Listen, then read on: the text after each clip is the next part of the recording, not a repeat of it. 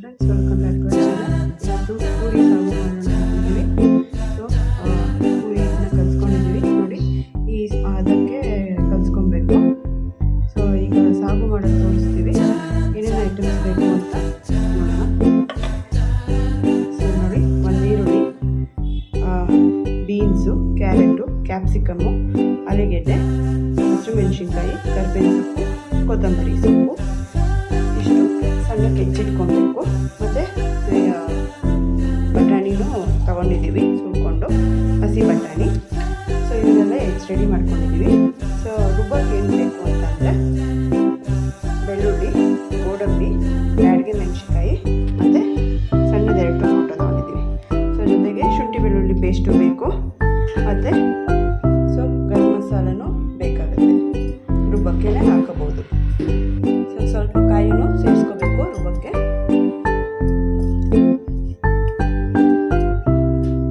So ರುಬ್ಬೇಕಾದ್ರೆ ಹುಳಿ ಪುಡಿನೂ ಹಾಕೊಳ್ಳೋಣ. ಒಂದು 1.5 ಸ್ಪೂನ್ ಸಾಕು. ಈಗ ಮಾಡೋದು ನೋಡೋಣ. ಒಂದು ಪಾನ್ ಇಟ್ಕೊಂಡಿದ್ದೀವಿ. ಸೊ ಅದಕ್ಕೊಂದು 4 ಸ್ಪೂನ್ ಎಣ್ಣೆ ಹಾಕ್ಕೊಂಡಿದ್ದೀವಿ. ಈಗ ನೆಕ್ಸ್ಟು ಎಣ್ಣೆ ಕಾಯಿದ್ಮೇಲೆ ಶುಂಠಿ ಬೆಳ್ಳುಳ್ಳಿ ಪೇಸ್ಟ್ ಹಾಕ್ಕೊಳ್ತಾ ಇದ್ದೀವಿ.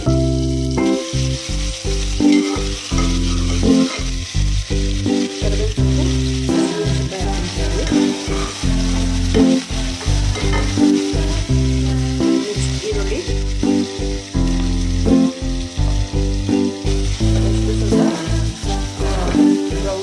ಲೈಟ್ ಬ್ರೌನ್ ಕಲರ್ ಆಗೋಷ್ಟು ಫ್ರೈ ಮಾಡ್ಕೊಳ್ಳೋಣ. ಈಗ ಬೀನ್ಸ್ ಹಾಕ್ಕೊಳ್ತಾ ಇದ್ದೀವಿ.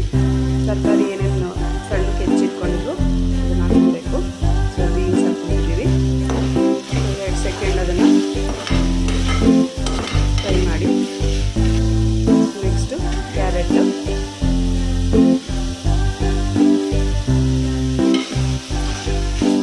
ನೆಕ್ಸ್ಟು ಆಲೂಗೆಡ್ಡೆ,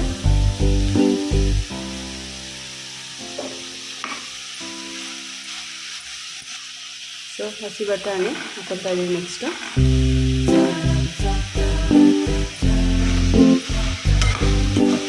ಸೊ ಈ ತರಕಾರಿ ಎಲ್ಲ ಸ್ವಲ್ಪ ಆಯಿಲಲ್ಲಿ ಚೆನ್ನಾಗಿ ರೋಸ್ಟ್ ಆಗಬೇಕು. ಸೊ ಲೈಟಾಗಿ ಆಯಿಲ್ ಬಿಟ್ಕೊಳ್ಳುತ್ತೆ, ಅಲ್ಲಿವರೆಗೂ ಸ್ವಲ್ಪ ರೋಸ್ಟ್ ಹಾಕಬೇಕು. ಸೊ ಈಗ ಉಪ್ಪು ಹಾಕೋಬೋದು. ತುಂಬ ಚೆನ್ನಾಗಿ ಹಿಡಿಯುತ್ತೆ ಉಪ್ಪು ಅದರಲ್ಲಿ. ಸೊ ನೋಡಿ, ಚೆನ್ನಾಗಿ ರೋಸ್ಟ್ ಆಗಿದೆ. ಎಣ್ಣೆ ಹಾಕ್ಕೊಳ್ತಾ ಇದೆ. ಸೊ ಅದಾದಮೇಲೆ ಮೆಣಸಿನ್ಕಾಯಿ ಹಾಕ್ಕೊಳ್ತಾ ಇದ್ದೀವಿ.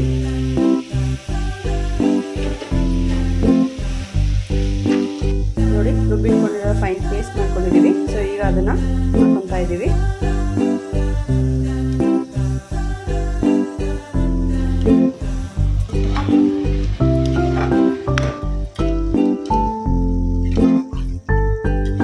ಸೊ ರುಬ್ಬಿರೋದೇನು ಮಿಕ್ಸ್ ಮಾಡ್ಕೊಂಡ್ವಿ. ಸೊ ಅದಾದಮೇಲೆ ಸ್ವಲ್ಪ ರೋಸ್ಟ್ ಆದಮೇಲೆ ನಮಗೆ ಗ್ರೇವಿ ಎಷ್ಟು ಬೇಕು, ಈ ಗ್ರೇವಿ ಥರ ಮಾಡ್ಕೋಬೇಕಲ್ವ. ಸೊ ಹಾಗಾಗಿ ಎಷ್ಟು ಬೇಕು ಸ್ವಲ್ಪನೇ ನೀರು ಹಾಕ್ಕೊಬೇಕು.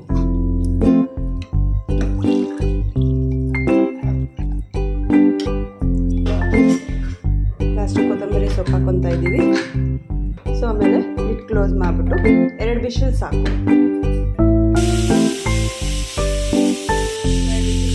ಆಫ್ ಮಾಡ್ಕೊಳ್ಳೋಣ. ನೋಡಿ, ಹೊತ್ಕೋತಾ ಇದ್ದೀವಿ. ಸ್ವಲ್ಪ ದೊಡ್ಡದಾಗಿ ಹೊತ್ಕೊಂಡು ಎಷ್ಟು ಬೇಕು ಸೈಜು ಆ ಮುಚ್ಚಳ ತಗೊಂಡು ಕಟ್ ಮಾಡ್ಕೊತಿದ್ದೀವಿ. ನೋಡಿ, ಇಲ್ಲಿ ರೆಡಿ ಆಗಿದೆ. ಎಣ್ಣೆ ಬಿಟ್ಕೊಂಡಿದ್ದೀವಿ ಒಂದು ಬಾಣಲಿಗೆ.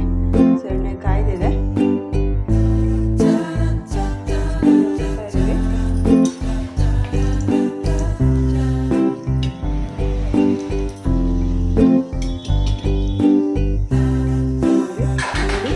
ರೆಡಿ ಇದೆ.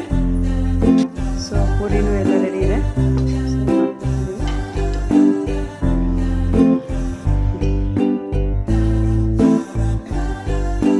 ಸೊ ನೀವು ಮನೇಲಿ ಮಾಡಿ ಟ್ರೈ ಮಾಡಿ, ಟೇಸ್ಟ್ ಮಾಡಿ ಹೇಗಿದೆ ಅಂತ ಕಮೆಂಟ್ ಹಾಕಿ, ಶೇರ್ ಮಾಡಿ, ನಿಮ್ಮ ಫ್ರೆಂಡ್ಸ್ಗೂ ಸಬ್ಸ್ಕ್ರೈಬ್ ಮಾಡೋಕ್ಕೆ ಹೇಳಿ, ಲೈಕ್ ಮಾಡಿ.